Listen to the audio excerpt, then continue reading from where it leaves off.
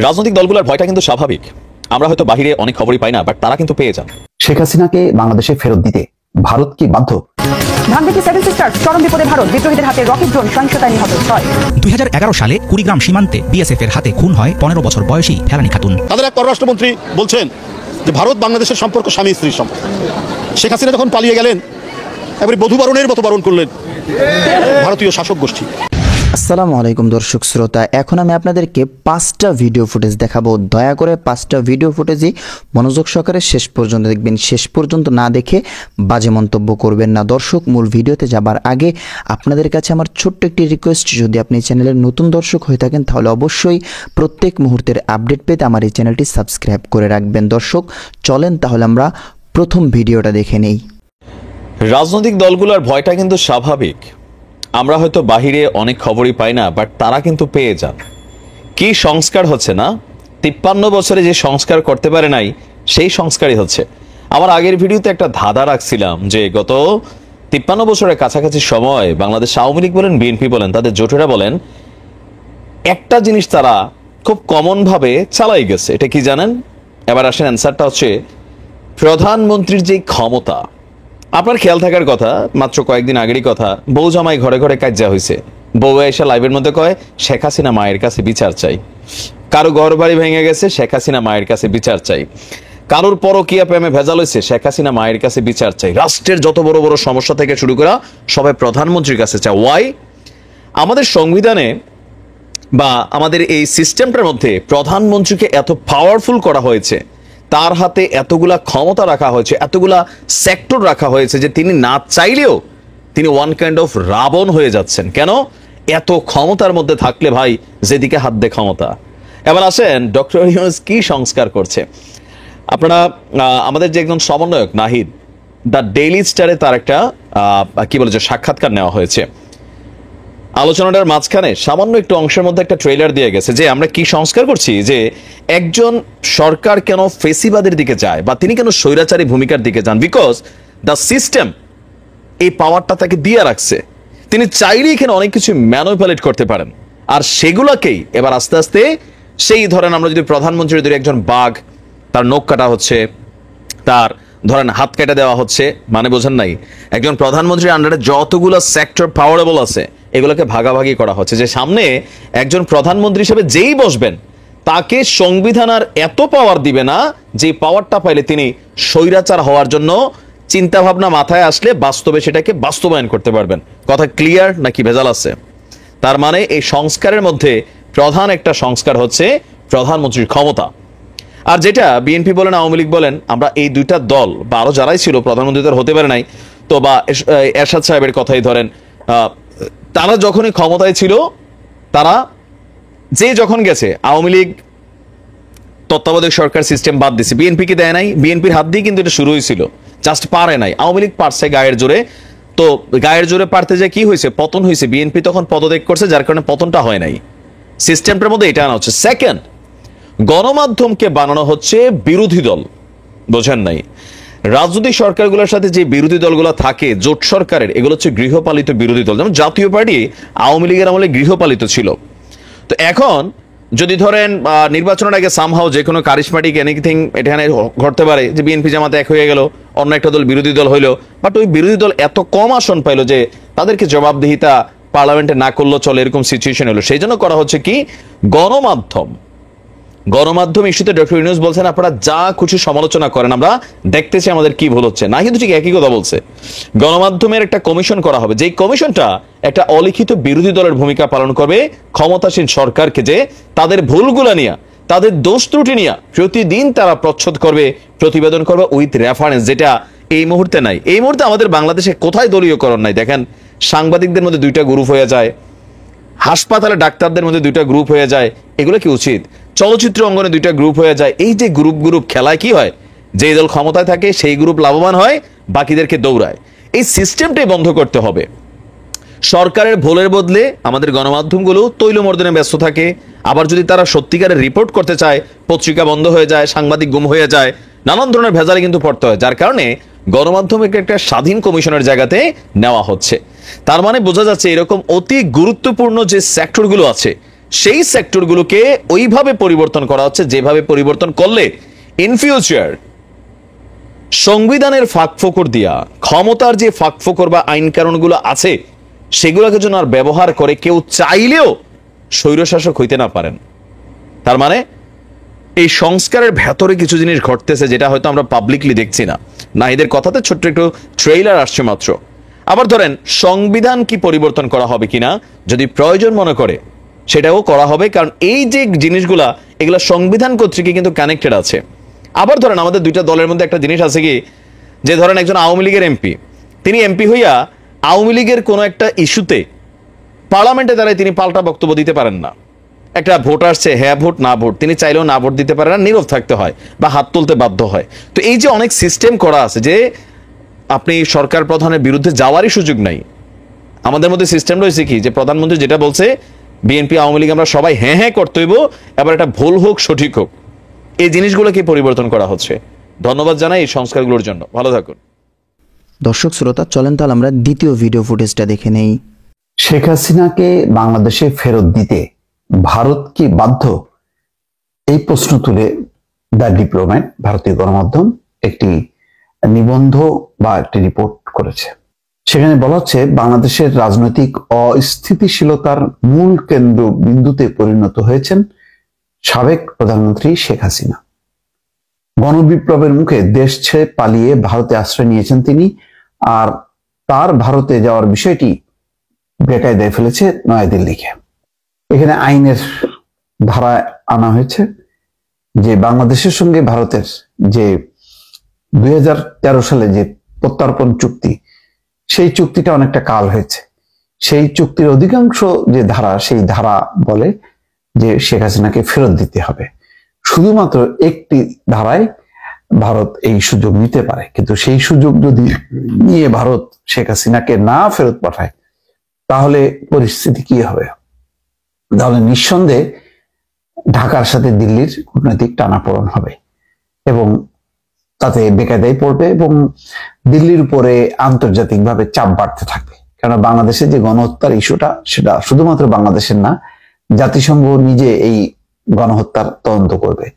তো সেই তদন্ত করতে যে শেখ হাসিনার নাম আসবে, শেখ হাসিনার বিরুদ্ধে একাধিক যে হত্যা মামলা হয়েছে, সেই মামলাগুলোর বিচার বিশ্লেষণ এবং তার যেই গোড়াতে শেখ হাসিনার সম্পৃক্ততা, সেটা অনেকের কাছেই পরিষ্কার। সেটি হয়তো তদন্ত করার পর আন্তর্জাতিক পর্যায়ে এবং দেশীয় নানানভাবে শেখ হাসিনা এই দায় থেকে মুক্ত হতে পারবেন না।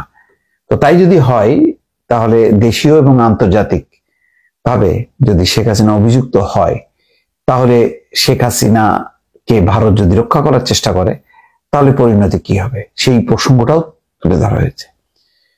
সংবাদ মাধ্যমটি বলছে যে শেখ হাসিনাকে ফেরত দিতে ভারত আইনগত দিক থেকে বাধ্য। 2013 সালে বাংলাদেশ ভারতের মধ্যে হওয়া প্রত্যর্পণ চুক্তির কথা উল্লেখ করে দ্য ডিপ্লোম্যাট বলছে, এই চুক্তিতে যেসব ধারা রয়েছে সেগুলো তা অনুযায়ী শেখ হাসিনাকে ভারতের ফেরত দিতেই হবে। তবে তারা চাইলে চুক্তির কিছু ধারা দেখিয়ে তাকে প্রত্যর্পণে অস্বীকৃতিও জানাতে পারে।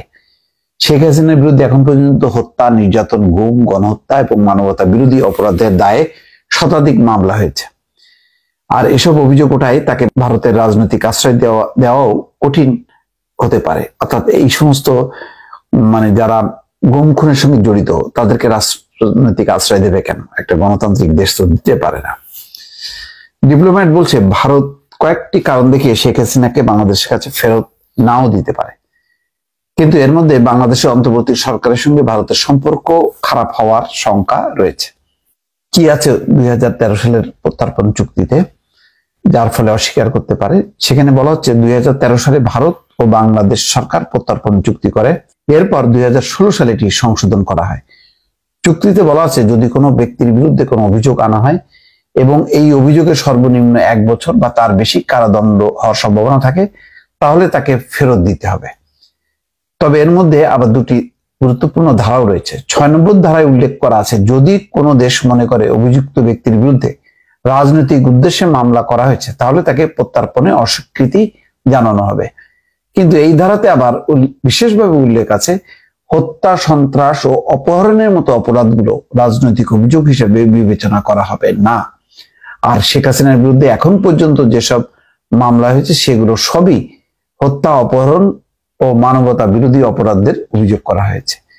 ডিপ্লোম্যাট বলছে, হাসিনার বিরুদ্ধে অভিযোগগুলো বিবেচনা করলে দেখা যায় যে ধারা 6 অনুযায়ী ভারত তাকে ফেরত দিতে অস্বীকৃতি জানাতে পারবে।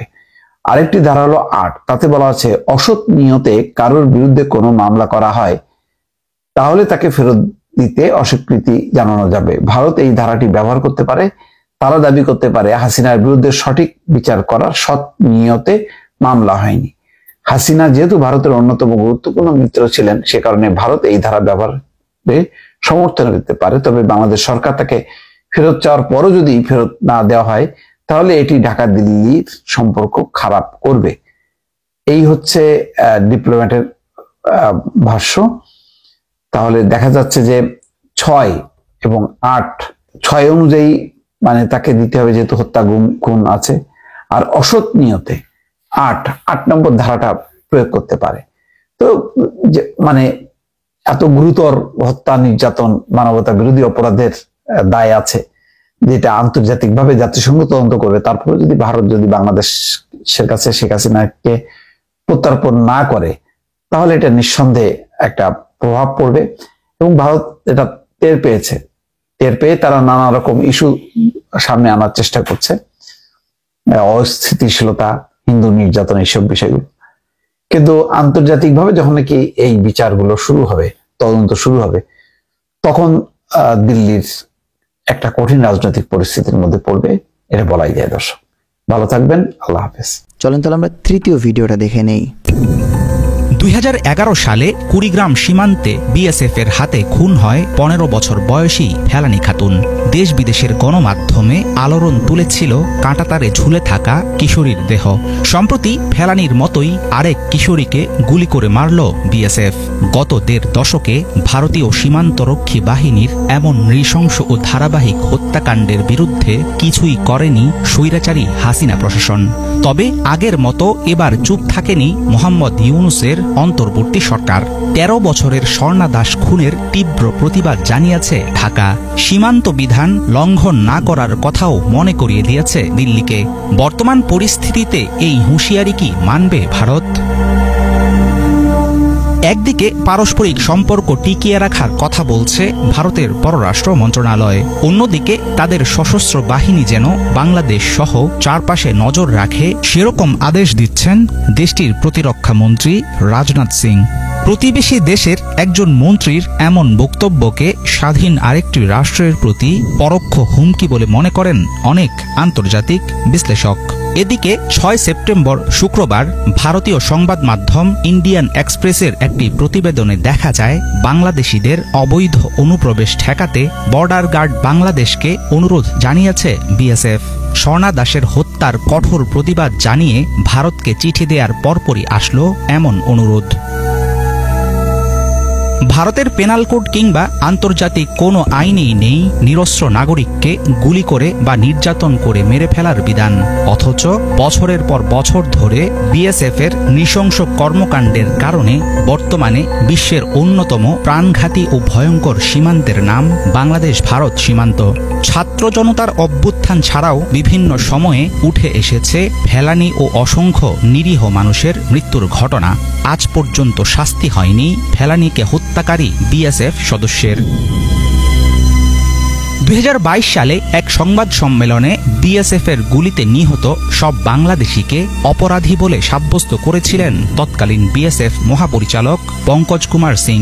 তার কথায় মনে হয়েছিল কোনো রকম বিচার আচার ছাড়াই ভিনদেশি কোনো নাগরিককে অপরাধী সিল দিয়ে তাকে মেরে ফেলার অধিকার রাখে ভারতীয় সীমান্তরক্ষী বাহিনী। এত বছর পরেও বদলায়নি ভারতের এমন মনোভাব, বন্ধ হয়নি পাখির মতো গুলি করে বাংলাদেশি নাগরিক হত্যা।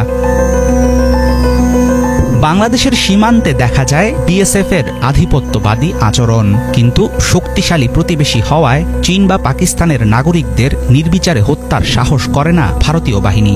বিজিবি বিএসএফ এর নিয়মিত পতাকা বৈঠক, রুটিন আলোচনা ইত্যাদির মাধ্যমে পাল্টাবে না দিল্লির সীমান্ত রক্ষানীতি, এমনটাই মনে করেন পররাষ্ট্র বিশেষজ্ঞরা। তাদের দাবি, বর্ডারে হত্যা বন্ধের জন্য নয়াদিল্লির উপর সৃষ্টি করতে হবে কূটনৈতিক চাপ, চ্যালেঞ্জ করতে হবে বিএসএফ এর প্রতিটি হত্যাকাণ্ড। বিগত স্বৈরাচারী সরকারের নতজানু আচরণের পরিবর্তে এখন থেকে ভারতের কাছে চাইতে হবে উচিত বিচার। হাফিজুল ইসলাম, বাংলা ভিশন। প্রিয় দর্শক, চলেন তাহলে আমরা চতুর্থ ভিডিওটা দেখে নেই।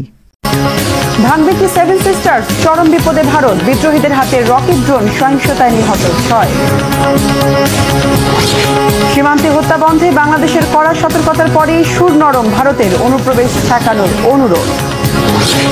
ফিলিস্তিনে তুর্কি মার্কিন নারীকে হত্যা করল ইসরায়েল, তদন্তের দাবি যুক্তরাষ্ট্রের। আসসালামু আলাইকুম, দেখছিলেন Bangla vision world news headline.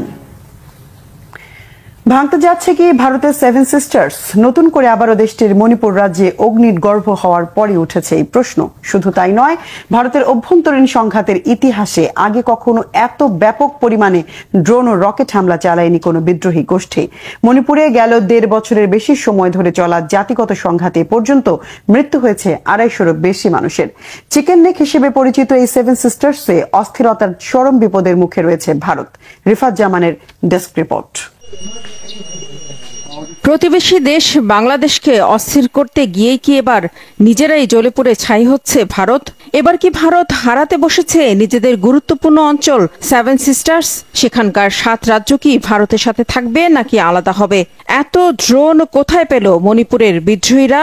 গেল শুক্রবার থেকে নতুন করে আবারও দেশটির মণিপুর রাজ্যে সহিংসতা, হত্যার হামলা শুরুর পর থেকে উঠেছে এমন প্রশ্ন।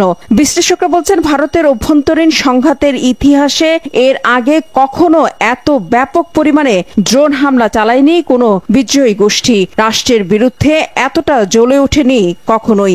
আগ থেকেই নানা ইস্যুতে জ্বলতে থাকা সেভেন সিস্টার্সের মণিপুর রাজ্য গেল শুক্রবার থেকে নতুন করে আবার অশান্ত অগ্নিগর্ভ হয়ে উঠেছে, তবে এবার আরো ভয়াবহ আকারে।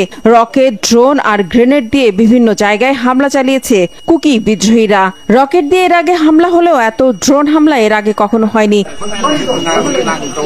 শনিবার মণিপুরের জিরিবাম ও বিষ্ণুপুর জেলায় আইনশৃঙ্খলা বাহিনীর সাথে বিদ্রোহীদের ভয়াবহ সংঘাত, বন্দুকযুদ্ধ হয়। ড্রোন, রকেট ও গ্রেনেড হামলার পাশাপাশি গুলিও করে বিদ্রোহীরা। এতে অন্তত 6 জনের মৃত্যুর খবর পাওয়া গেছে। মণিপুর পুলিশ জানিয়েছে, শুক্রবার স্থানীয়ভাবে তৈরি একটি রকেট লঞ্চার ব্যবহার করে ময়রাং শহরে সাবেক মুখ্যমন্ত্রীর বাড়িতে হামলা চালানো হয়। এতে 1 জন নিহত ও 5 জন আহত হয়েছে। This evening we have received 8 cookie আগ্রাসন দ্বিগুণ বেড়েছে। গত কয়েকদিন ধরে ইম্ফল পশ্চিম অঞ্চলের নির্দিষ্ট কিছু অংশে ড্রোন বোমা হামলার কিছু ঘটনা ঘটেছে। এতে অনেক লোক মারা গেছে এবং বেশ কয়েকজন আহত হয়েছে। শনিবার ভোর থেকে 2টি রকেট হামলা হয়েছে। মণিপুরে 1.5 বছরেরও বেশি সময় ধরে জাতিগত সংঘাত চলছে। এতে এখন পর্যন্ত 250-এরও বেশি মানুষের মৃত্যু হয়েছে। সংঘাত ও সংঘর্ষ মাঝে কিছুটা কমলেও হঠাৎ করেই বেড়ে গেছে। নিরাপত্তা বিশ্লেষকরা বলছেন, মণিপুরের পরিস্থিতি বেশ উদ্বেগজনক। কোনোভাবেই রাজ্য বা কেন্দ্রীয় সরকার আর পরিস্থিতির পুরোপুরি নিয়ন্ত্রণ নিতে পারছে না। আর তাই মণিপুরের এই অস্থিরতা ভারতকে সত্যিকারের চরম বিপদের মুখে ফেলে দিয়েছে, ঘুম হারাম করে দিচ্ছে মোদী সরকারের। একে তো বাংলাদেশের সাবেক প্রধানমন্ত্রী শেখ হাসিনাকে আশ্রয় দিয়ে চরম কূটনৈতিক ও রাজনৈতিক টানাপোড়েনের মুখে আছে ভারত। তার উপর নিজের দেশের অভ্যন্তরে ভয়াবহ এই সংকট ভারতকে রীতিমতো দিশেহারা করে দিচ্ছে। বাংলাদেশ অস্থির হলে ভারতের সেভেন সিস্টার্সে বা দেশটির উত্তর পূর্ব অঞ্চলের 7টি রাজ্যেও তা ছড়িয়ে পড়তে পারে, এমন শঙ্কা আর হুঁশিয়ারি গেল মাসে দায়িত্ব নেয়ার আগেই দিয়েছিলেন বাংলাদেশের অন্তর্বর্তী সরকারের প্রধান উপদেষ্টা ডক্টর মোহাম্মদ ইউনূস। কিন্তু তাতে কান না দিয়ে নিজেদের সমস্যার সমাধান না করেই বাংলাদেশের অভ্যন্তরে অস্থিরতা তৈরি সহ সীমান্তে হত্যাযজ্ঞ চালিয়েছে ভারত। কিন্তু এবার আর পার পেল না। এবার নিজের ফাঁদে নিজেরাই পড়তে যাচ্ছে তারা। নতুন করে সহিংসতা ছড়িয়ে পড়ায় রাজ্যের সব স্কুল বন্ধ ঘোষণা করা হয়েছে। ছড়িয়ে পড়েছে আতঙ্ক। রাতে অনেক বাড়িতে আলো নিভিয়ে রাখা হচ্ছে। নিরাপত্তা বাহিনী সর্বোচ্চ সতর্ক অবস্থায় রয়েছে। গত বছরের মেতে মণিপুরের সংখ্যাগরিষ্ঠ মেইতি সম্প্রদায় এবং কুকি উপজাতিদের মধ্যে সহিংসতা শুরু হয়। এরপর রাজ্য জুড়ে থেমে থেমে সহিংসতা চললেও প্রথমবারের মতো এত বেশি রকেট ও ড্রোনের ব্যবহার করা হয়েছে। রিফাত জামান, বাংলা ভিশন নিউজ ডেস্ক। এদিকে সীমান্ত হত্যা বন্ধ ইস্যুতে এবার ভারতকে কড়াভাবে সতর্ক করল বাংলাদেশ সরকার। আর এরপরই অবস্থান নরম করে সীমান্তে অনুপ্রবেশ ঠেকাতে বর্ডার গার্ড বাংলাদেশ বিজিবিকে অনুরোধ জানিয়েছে ভারতীয় সীমান্তরক্ষী বাহিনী বিএসএফ। সম্প্রতি মৌলভীবাজারের কুলাউড়া সীমান্তে স্বর্ণা দাস হত্যার ঘটনায় ভারতীয় সীমান্তরক্ষীর বিরুদ্ধে ক্ষোভ জানিয়ে তীব্র প্রতিবাদ করে বাংলাদেশ। আর এরপরই বাংলাদেশকে এই অনুরোধ জানায় ভারত। এমন পরিস্থিতিতে প্রশ্ন উঠেছে, বিএসএফ এর বিরুদ্ধে কার্যকরী পদক্ষেপ নিতে ভারতকে বাধ্য করতে পারবে কি বাংলাদেশের অন্তর্বর্তী সরকার? হাফিজুল ইসলামের ডেস্ক রিপোর্টে বিস্তারিত। 2011 সালে কুড়িগ্রাম সীমান্তে বিএসএফ এর হাতে খুন হয় 15 বছর বয়সী ফেলানী খাতুন। দেশ বিদেশের গণমাধ্যমে আলোড়ন তুলেছিল কাঁটাতারে ঝুলে থাকা কিশোরীর দেহ। সম্প্রতি ফেলানীর মতোই আরেক কিশোরীকে গুলি করে মারল বিএসএফ। গত 1.5 দশকে ভারতীয় সীমান্তরক্ষী বাহিনীর এমন নৃশংস ও ধারাবাহিক হত্যাকাণ্ডের বিরুদ্ধে কিছুই করেনি স্বৈরাচারী হাসিনা প্রশাসন। তবে আগের মতো এবার চুপ থাকেনি মোহাম্মদ ইউনূসের অন্তর্বর্তী সরকার। 13 বছরের স্বর্ণা দাস খুনের তীব্র প্রতিবাদ জানিয়েছে ঢাকা। সীমান্ত বিধান লঙ্ঘন না করার কথাও মনে করিয়ে দিয়েছে দিল্লিকে। বর্তমান পরিস্থিতিতে এই হুঁশিয়ারি কি মানবে ভারত? একদিকে পারস্পরিক সম্পর্ক টিকিয়ে রাখার কথা বলছে ভারতের পররাষ্ট্র মন্ত্রণালয়, অন্যদিকে তাদের সশস্ত্র বাহিনী যেন বাংলাদেশ সহ চারপাশে নজর রাখে সেরকম আদেশ দিচ্ছেন দেশটির প্রতিরক্ষা মন্ত্রী রাজনাথ সিং। প্রতিবেশী দেশের একজন মন্ত্রীর এমন বক্তব্যকে স্বাধীন আরেকটি রাষ্ট্রের প্রতি পরোক্ষ হুমকি বলে মনে করেন অনেক আন্তর্জাতিক বিশ্লেষক। এদিকে 6 সেপ্টেম্বর শুক্রবার ভারতীয় সংবাদ মাধ্যম ইন্ডিয়ান এক্সপ্রেসের একটি প্রতিবেদনে দেখা যায়, বাংলাদেশিদের অবৈধ অনুপ্রবেশ ঠেকাতে বর্ডার গার্ড বাংলাদেশকে অনুরোধ জানিয়েছে বিএসএফ। স্বর্ণা দাসের হত্যার কঠোর প্রতিবাদ জানিয়ে ভারতকে চিঠি দেওয়ার পরপরই আসলো এমন অনুরোধ। ভারতের পেনাল কোড কিংবা আন্তর্জাতিক কোনো আইনেই নেই নিরস্ত্র নাগরিককে গুলি করে বা নির্যাতন করে মেরে ফেলার বিধান। অথচ বছরের পর বছর ধরে বিএসএফ এর নৃশংস কর্মকাণ্ডের কারণে বর্তমানে বিশ্বের অন্যতম প্রাণঘাতী ও ভয়ঙ্কর সীমান্তের নাম বাংলাদেশ ভারত সীমান্ত। ছাত্র জনতার অভ্যুত্থান ছাড়াও বিভিন্ন সময়ে উঠে এসেছে ফেলানী ও অসংখ্য নিরীহ মানুষের মৃত্যুর ঘটনা। আজ পর্যন্ত শাস্তি হয়নি ফেলানীকে হত্যাকারী বিএসএফ সদস্যের। 2022 সালে এক সংবাদ সম্মেলনে বিএসএফ এর গুলিতে নিহত সব বাংলাদেশিকে অপরাধী বলে সাব্যস্ত করেছিলেন তৎকালীন বিএসএফ মহাপরিচালক পঙ্কজ কুমার সিং। তার কথায় মনে হয়েছিল কোন রকম বিচার আচার ছাড়াই ভিনদেশী কোনো নাগরিককে অপরাধী সিল দিয়ে তাকে মেরে ফেলার অধিকার রাখে ভারতীয় সীমান্তরক্ষী বাহিনী। এত বছর পরেও বদলায়নি ভারতের এমন মনোভাব, বন্ধ হয়নি পাখির মতো গুলি করে বাংলাদেশি নাগরিক হত্যা। বাংলাদেশের সীমান্তে দেখা যায় বিএসএফ এর আধিপত্যবাদী আচরণ, কিন্তু শক্তিশালী প্রতিবেশী হওয়ায় চীন বা পাকিস্তানের নাগরিকদের নির্বিচারে হত্যার সাহস করে না ভারতীয় বাহিনী। বিজিবি বিএসএফ এর নিয়মিত পতাকা বৈঠক, রুটিন আলোচনা ইত্যাদির মাধ্যমে পাল্টাবে না দিল্লির সীমান্ত রক্ষানীতি, এমনটাই মনে করেন পররাষ্ট্র বিশেষজ্ঞরা। তাদের দাবি, বর্ডারে হত্যা বন্ধের জন্য নয়াদিল্লির উপর সৃষ্টি করতে হবে কূটনৈতিক চাপ, চ্যালেঞ্জ করতে হবে বিএসএফ এর প্রতিটি হত্যাকাণ্ড। বিগত স্বৈরাচারী সরকারের নতজানু আচরণের পরিবর্তে এখন থেকে ভারতের কাছে চাইতে হবে উচিত বিচার। হাফিজুল ইসলাম, বাংলা ভিশন। ফিলিস্তিনের গাজায় বর্বর হামলা চালিয়ে গেল 2 দিনে অন্তত 61 ফিলিস্তিনিকে হত্যা করেছে ইসরায়েলি বাহিনী। এদিকে পশ্চিম তীরে ইসরায়েলি দখলদারিত্বের বিরুদ্ধে বিক্ষোভের সময় মাথায় গুলি করে এক মার্কিন তুর্কি অধিকার কর্মীকে হত্যা করেছে ইসরায়েলি বাহিনী।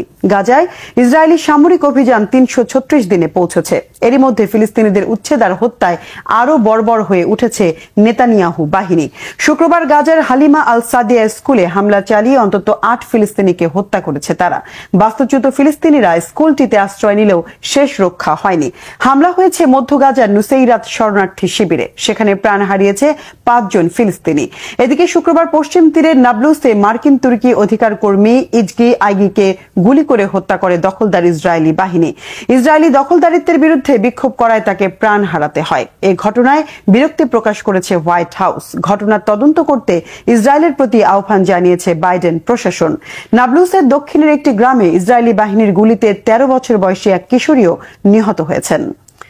যুক্তরাষ্ট্রের সাবেক প্রেসিডেন্ট ডোনাল্ড ট্রাম্পের ঘুষের মামলার সাজা ঘোষণা আসন্ন প্রেসিডেন্ট নির্বাচনের পর পর্যন্ত স্থগিত করা হয়েছে।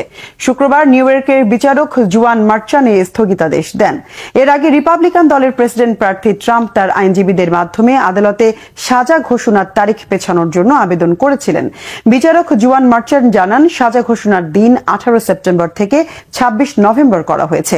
বলেন, আগামী নির্বাচনে ট্রাম্পের প্রার্থিতা বিবেচনা করে নতুন তারিখটি বেছে নেওয়া হয়েছে। বিচারিক প্রক্রিয়ায় আসন্ন নির্বাচনে প্রার্থীর ওপর যেন কোনো ধরনের প্রভাব ফেলতে না পারে, তাই এই সিদ্ধান্ত।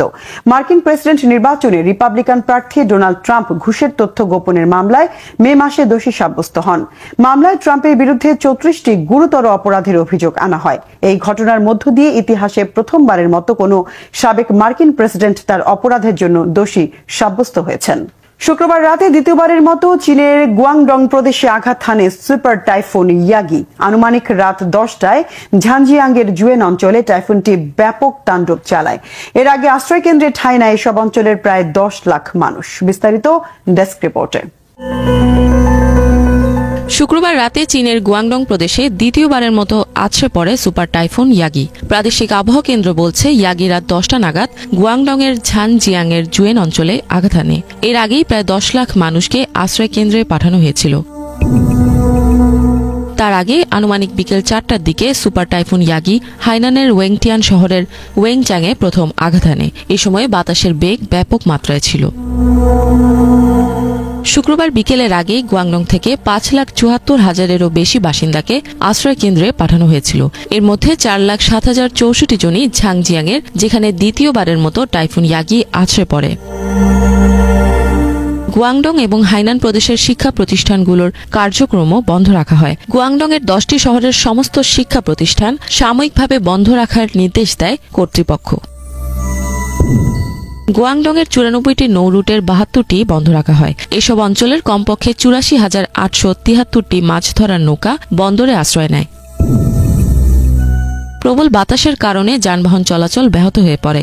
একাধিক শহরের রাস্তা এবং সেতুতে যান চলাচলও সাময়িকভাবে বন্ধ রাখা হয়। এমনকি ট্রেন চলাচলও বন্ধ করে দেয় কর্তৃপক্ষ। এছাড়া হাইনান জুড়ে 89টি পর্যটন আকর্ষণ কেন্দ্রে প্রবেশে নিষেধাজ্ঞা দেওয়া হয়েছিল। ইফাত জাহান, বাংলাভিশন। চীন ও আফ্রিকা দেশগুলোতে সমন্বিত আধুনিকায়ন গতিশীল করার সুস্পষ্ট ঘোষণা দিয়ে শেষ হয়েছে 2024 সালের চায়না আফ্রিকা সম্মেলন। বেজিংয়ে বুধবার থেকে শুরু হয়ে শুক্রবার পর্যন্ত চলা এবারের সম্মেলনে আফ্রিকার 50টিরও বেশি দেশের নেতারা অংশ নেন। সম্মেলনে চীনের প্রেসিডেন্ট শি জিনপিং আফ্রিকার দেশগুলোর সাথে সম্পর্ককে কৌশলগত সম্পর্কে উন্নীত করার প্রস্তাব দেন। বলা হচ্ছে, এবারের সম্মেলনের মধ্য দিয়ে চীন ও আফ্রিকার সম্পর্ক নতুন এক অধ্যায়ে প্রবেশ করেছে। Desk report. চীন ও আফ্রিকার দেশগুলোতে সমন্বিত আধুনিকায়নকে গতিশীল করার ঘোষণা দিয়েছেন চীনের প্রেসিডেন্ট শি জিনপিং। বুধবার থেকে শুক্রবার বেইজিংয়ে হয়ে যাওয়া forum on China Africa cooperation FOCAC-র সম্মেলনে এ ঘোষণা দেন তিনি। গত 6 বছরের মধ্যে প্রথমবারের মতো চীনে আয়োজন করা হলো FOCAC-র এই সম্মেলন। এতে আফ্রিকার 50টিরও বেশি দেশের নেতারা উপস্থিত ছিলেন। তারাও চীন ও আফ্রিকা দুই অঞ্চলে সম্মিলিতভাবে আধুনিকায়ন বেগবান করার উপর গুরুত্ব আরোপ করেন। সম্মেলনে দুই পক্ষই সর্বসম্মতভাবে দুটি গুরুত্বপূর্ণ ঘোষণার ব্যাপারে একমত হয়।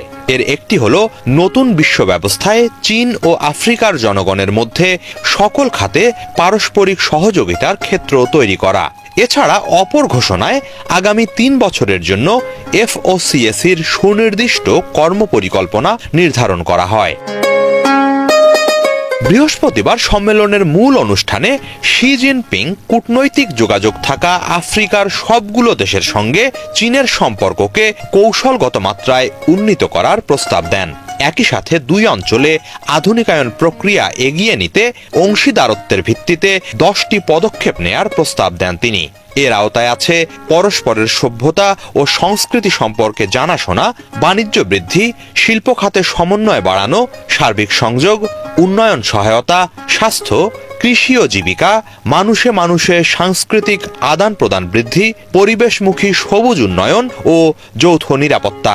আগামী 3 বছরের মধ্যে এগুলো বাস্তবায়নের ক্ষেত্র প্রস্তুত করার ওপর জোর দেন তিনি।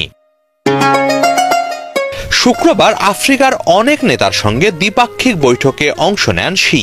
এদিন সকালে কঙ্গোর প্রেসিডেন্ট ডেনিস সাসু এনগেসোর সঙ্গে বৈঠকে তিনি বলেন, এবারের সম্মেলনের মধ্য দিয়ে চীন ও আফ্রিকার দেশগুলোর পারস্পরিক সম্পর্ক নতুন এক অধ্যায়ে প্রবেশ করেছে। যৌথ আধুনিকায়নের পথে এগিয়ে যাওয়ার সুস্পষ্ট ঘোষণা এসেছে। এর প্রভাব হবে সুদূর প্রসারী। হিজল জোবায়ের, বাংলা ভিশন। চীনের সহায়তা নির্মিত আলজেরিয়ার হাইওয়ের সুবিধা ভোগ করছে জনগণ। যাতায়াতের সময় হ্রাস পাওয়ায় স্বস্তি ফিরে পেয়েছে বাসিন্দারা। এই হাইওয়ের কারণে দেশটির পূর্বাঞ্চলের সাথে পশ্চিমাঞ্চলের সংযোগ স্থাপন হওয়ায় চাঙ্গা হয়েছে বাণিজ্যিক কার্যক্রম। আলজেরিয়া এবং প্রতিবেশী দেশ তিউনিসিয়ার মধ্যে বাণিজ্যিক সম্পর্ক বিকাশে এটি গুরুত্বপূর্ণ ভূমিকা রাখবে বলে মনে করছেন বিশ্লেষকরা। Desk report. চীনের সহায়তায় নির্মিত আলজেরিয়ার হাইওয়ে প্রকল্পের সুবিধা পাচ্ছেন দেশটির জনগণ। এতে যাতায়াতের সময় হ্রাস পেয়েছে, চাঙ্গা হয়েছে বাণিজ্যিক কার্যক্রম। এই হাইওয়েটি দেশটির পূর্বাঞ্চলের সাথে পশ্চিমাঞ্চলের সংযোগ স্থাপন করেছে। গত আগস্ট মাসে হাইওয়েটির 84 কিলোমিটারের চূড়ান্ত নির্মাণ কাজ শেষ করা হয়। ধারণা করা হচ্ছে আলজেরিয়া এবং প্রতিবেশী দেশ তিউনিসিয়ার মধ্যে বাণিজ্যিক সম্পর্ক বিকাশে এই হাইওয়েটি বেশ গুরুত্বপূর্ণ ভূমিকা রাখবে। আটলাস পর্বতমালা অঞ্চলে ভূতাত্ত্বিক জটিলতা ছিল, ফলে অভিজ্ঞ প্রকৌশলীর প্রয়োজনে চায়নার কোম্পানিগুলোর সহায়তা নেয় তারা। 2017 সালে আলজেরিয়ার সরকার শেষ 84 কিলোমিটার নির্মাণ করতে সিআইটিআইসি কনস্ট্রাকশনকে আমন্ত্রণ জানায়। প্রকল্পটির প্রধান প্রকৌশলী জি জংলি বলেন, 2008 সালের আগে টেমসেন থেকে তিউনিসিয়া সীমান্তে যেতে প্রায় 2 থেকে 3 দিন সময় লাগত। হাইওয়েটি খোলার পর এখন কেবলমাত্র সময় লাগে 10 ঘন্টা। হাউসেম নামে এক পর্যটক বলেন, এটি আন্নাবাতে তার দ্বিতীয় ট্রিপ। হাইওয়ে নির্মাণের আগে সেখানে যেতে বেশ সময় লাগতো। এখন হাইওয়ে দিয়ে যে কোনো জায়গায় দ্রুত পৌঁছানো খুবই সহজ। চায়নার কোম্পানিগুলো নির্মাণে খুবই দক্ষ। এই পর্যটক প্রত্যাশা করেন চায়না তাদের আরও রাস্তা এবং অবকাঠামো নির্মাণে ভবিষ্যতেও সহায়তা করবে। প্রকল্পটি যান চলাচলে উন্মুক্ত করার পর দুর্ঘটনার হার প্রায় 30 থেকে 40% কমেছে। হাইওয়ে নির্মাণের কারণে হাজার হাজার কর্মসংস্থানের সুযোগ তৈরি হয়েছে। প্রকল্পটিতে আলজেরিয়ার 1,10,000-এরও বেশি শ্রমিক এবং 4,000 প্রকৌশলী প্রযুক্তিগত প্রশিক্ষণ নিয়েছে, যার কারণে তারা উন্নত অবকাঠামো নির্মাণে দক্ষতা লাভ করে। স্থানীয় এক প্রকৌশলী লারবাউই মোহাম্মদ বলেন, পূর্ব পশ্চিম হাইওয়ে প্রকল্পের সাথে জড়িত থাকায় তারা অনেক কিছু শিখতে পেরেছেন, যা বিশ্ববিদ্যালয়ে স্নাতক পাশ করেও শিখতে পারেন নাই। চায়নার কোম্পানিগুলোর কাছ থেকে শেখার পর ভবিষ্যতে তারা নিজেরাই আরও হাইওয়ে নির্মাণ করবেন বলে আগ্রহ প্রকাশ করেন। জাহান, বাংলা ভিশন। এই ছিল আজকের মতো, সাথে থাকায় ধন্যবাদ। দর্শক শ্রোতা, চলেন আমরা তাহলে আজকের শেষ ভিডিওটা দেখে নেই। তাদের এক পররাষ্ট্রমন্ত্রী বলছেন যে ভারত বাংলাদেশের সম্পর্ক স্বামী স্ত্রীর সম্পর্ক। শেখ হাসিনা যখন পালিয়ে গেলেন, এবারে বধূ বরণের মতো বরণ করলেন ভারতীয় শাসক গোষ্ঠী।